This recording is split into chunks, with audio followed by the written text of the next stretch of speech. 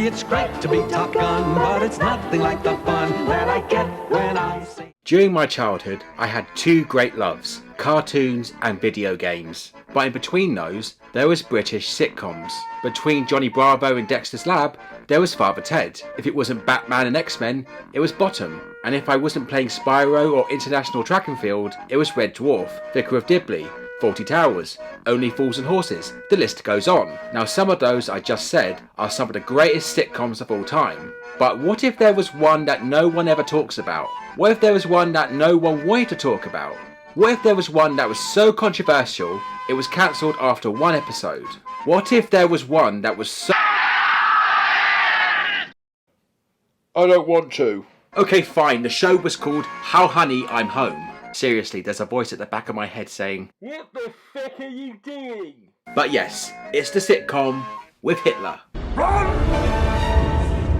But how did it come about? Well, it was created by Jeff Atkinson, who was one of the main writers of the comedy puppet show Spitting Image. He did an interview with Entertainment Weekly in 2017. He said, "I'd been writing comedy a while. I had two vague ideas that I'd written down for fun at the time. One was this, and the other was Jesus at 16 years old, and he's just been told the truth about what lies in store." It was like Beverly Hills 21610 or whatever it is. So they're all hanging out at the beach, but obviously it's 2,000 years ago, so instead of surfboards, it was donkeys. Yeah, you laugh, but that's what it was like back then. I was donkey riding champion for 2 years straight. You were there for that, weren't you, Dad? Nah, of course you weren't. You were never there. Prick. I just like big, high concept shows that take a risk. When they work, they can carry them off with a real flair. Executive producer Paul Jackson went to the channel with the How Honey pitch, and they said, okay, it happened really quickly. So the show was picked up and shown on the Galaxy Network in the UK. What? Never heard of Galaxy? Me neither. From what I've heard, they mainly show reruns of British sitcoms and barely had any original content. So on September 30th, 1990, they aired the pilot of How Honey, I'm Home. So what was the pilot about? How Honey, I'm Home is set in 1938, within the home of everyone's favourite German dictator, Adolf Hitler. I'm joking, YouTube, I'm joking. How honey, I'm home! He said it! Living with his wife Eva Braun, in the pilot they are expecting a very important visitor, the British Prime Minister at the time, Neville Chamberlain. But in order for the visit to go well, he doesn't want his neighbours the Goldensteins to know, otherwise they might ruin everything. But Eva is a bit of a blabbermouth and ends up telling Rosa Goldenstein. Later she and her husband Arnie show up uninvited to meet the Prime Minister. Adolf tells Eva to get them drunk, so they get tired and go home before he brings Chamberlain back. But they are still there by the time they do, whilst also being inebriated. But Chamberlain doesn't mind this. In fact, the furious Führer thinks it might be a good idea to make him think that he's just a regular guy and who is good friends with his neighbours. Also, the Goldenstein's niece, Ruth, is here too, hoping to be set up with Chamberlain. That's gross. But Chamberlain was there on business, citing that Hitler has been a naughty boy due to his business in Czechoslovakia. So Chamberlain showed him the Peace of Our Time agreement and told him he will be made to sign it. But with his heart set on Poland, Hitler swipes it from his back pocket and hides it. But a drunken Arnie finds it and Neville isn't pleased. But he lets it slide as he does agree to sign the agreement. Chamberlain leaves, taking Ruth with him, and the episode ends with Adolf and Eva cuddling on the sofa, and with the agreement signed, Adolf never invaded Poland, and the war that would have lasted almost 6 years was avoided, and the biggest atrocity known to mankind never happened. Yeah.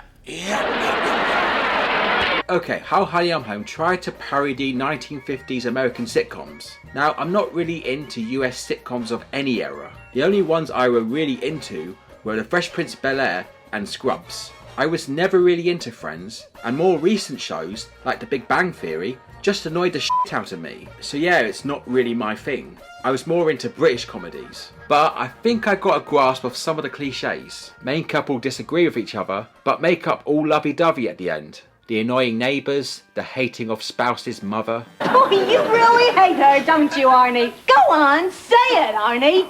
Okay, I hate your mother. And of course, when the main character wants something to go right, everything that could go wrong did go wrong. Especially that last one, because that cliche is still used to this day. And it does work. If it still makes people laugh, then that's all that matters. And as a guy who loves parodies and spoofs, this should have had me laughing. But that's the biggest problem with How Honey I'm Home. This didn't make me laugh. It feels like they went so far into parody that it's not even a parody anymore.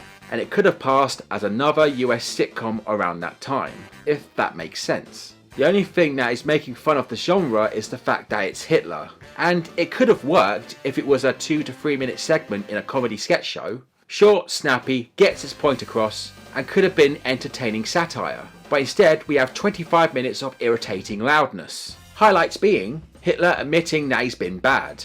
You must be real mad at me, honey. I'm a very, very bad Hitler. Eva playing charades with Rosa to find out who her guest is, Chamberlain singing I'm a Little Teapot, and he and the Goldensteins doing the conga. Oh, the f***ing hilarity! Also, trying to set up your 22-year-old niece with a 69-year-old British Prime Minister is quite careless. But the thing is, the cast are really trying. They are all good here, and I personally think they didn't do anything wrong on their part. Yeah, the jokes are bad and the humour is cheap, but the conviction was there, especially Neil McCall. And you can see it in his eyes when he breaks the fourth wall. Boy, this is going to be some night. Please laugh. Please. I have a family. And that's all I have to say really about the episode itself. I personally didn't think it was a good show. And it wasn't so bad it was good either. It was just bad. And I'm not against trying to find humour in why Hitler did what he did through parody and satire, but this is not it. A US style sitcom was not the way to go. It just felt like every other sitcom at the time, and with that I didn't laugh once. Just throwing Hitler into anything and hoping that it's funny is not enough. But like I said before, the show was pulled after one episode, and the other 6 that were ready to be viewed were never shown. Not because it was bad, but because it got so much backlash. Being a small channel and believing there was not much viewership didn't stop public outrage. And one of those denouncers was the Board of Deputies of British Jews. They mentioned in a BBC article from September 2020, yes, I know it's the BBC, so take it with a pinch of salt, we are against any trivialisation of the Second World War, Hitler or the Holocaust. And this certainly trivialises those things. It's very distasteful. And I can see where they're coming from, as within the show, even though it's not actually mentioned, it's heavily implied that the neighbours are Jewish. I mean, how could you not with a name like Goldenstein? Can we end the video now? Not to the fist jumps. It's not ending yet, is it? No? Okay, I'll carry on. It's interesting because Jeff Atkinson also stated in the same article, my thinking was, how do you deal with bullies? There's an argument that it's equally good to destroy him once and for all by turning him into a joke. And who better to do that than the Jewish couple next door? That was the simple driving force. And whilst I agree with that statement, I didn't get any of that whilst watching the show. I thought the Goldensteins, well, more on Arnie's side, came off as arseholes. Came over to Adolf's home more or less uninvited and got hammered by drinking all his schnapps. Schnapps? Schnapps? Schnapps. It's schnapps, isn't it? And it's not a good look when you're trying to make one of the worst human beings that ever existed look bad. And here I am trying to defend the character. Can we end the video now, please? Not to the Fish jumps, yes, I get it. Okay, let's move on. But then again, we only saw the pilot, so it could have changed in later episodes. But we'll never know for sure. Actor Caroline Gruber, who played Rosa Goldenstein, also said in the article, initially they wanted me to play Eva Braun, but I said, I don't want to play her because I'm Jewish. I want to play Rosa. And they said, but you don't look Jewish. Little trouble there. I replied, well, I may not look it, but I have 2,000 years of persecution running through my veins. I really liked the premise, but it was important to me that they got Jewish actors to play the Jewish couple. She did mention that she had been a part of controversial productions before. Then she'd go on to say, because of this experience, I was sensitive about doing anything that was offensive. I don't think How Honey was either. I thought it was so funny. Really? When I was reading through the script for the other episodes that Jeff had written, I couldn't get through them. I had tears pouring down my cheeks. I was of the opinion, and still am now, that within reason, people should take risks. If it's funny, if it works, it's okay. Well, I'm glad you had a laugh, love. Some of us would have had more fun sitting on a pineapple. But I do agree with her. If you want the most laughs, you're gonna have to take risks. Especially nowadays. Better to have heat and be hilarious than be mild and mediocre. A few weeks into filming, the production was shut down. Not as a result of the outcry, but because of the takeover of BSB by Rupert Murdoch's Sky Television in November 1990. So only 7 of the 16 episodes were filmed. 16? There were plans for 16! I barely got through 1! This is your brain on How Honey I'm Home. Leon Hunt, Senior Lecturer of Film and TV Studies at Brunel University, says from the same BBC article, I think people would find it less offensive watching it in 2020. I don't think offence would be the problem. I think people just wouldn't find it very funny. And I personally agree. I genuinely don't think this show is offensive. I think the only thing I find offensive is that it's just not funny. And even though I can see why people would be offended, here's how I personally feel. Am I offended by this? No. Can I see why people are offended by this? Yes. Am I offended for other people that might be offended by this? No! I'm not a gatekeeper on what is and what is not offensive. Because at the end of the day, comedy is subjective. Some people might find something funny whilst other people will not. And that's absolutely fine. Some people will like the edginess of Ricky Gervais. Some people will like the silliness of Monty Python. There's also nothing wrong with horrible histories too. And some people will like the relatability of Mrs. Brown's Boys? It's a man in a fucking dress.